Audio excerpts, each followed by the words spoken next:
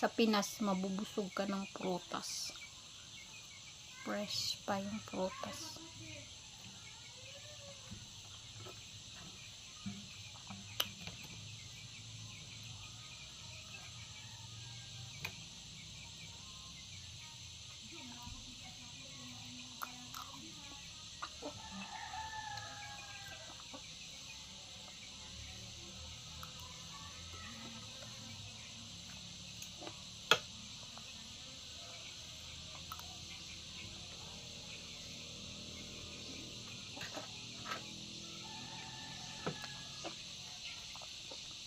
Wala mo na itingganay ha.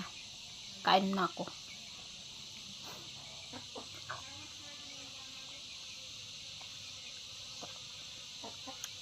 Miss ko ang prutas. Kaya sa uman,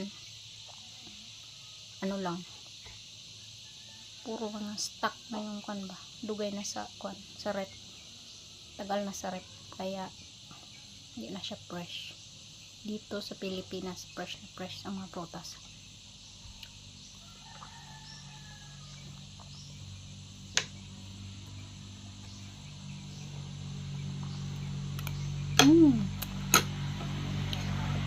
Diba? Breakfast mo, prutas. Dan, ubos, busog. Sorry sa mga naglaway. Kung gusto nyo, marami dito sa bahay. Meron pa doon bali, pang tinda. Nasa tindahan ni mama. Nakit namin kahapon. So, kung gusto nyo, punta lang kayo dito. Libre. Libre sa ano, sa may gusto. Pero pambenta pala ni mama.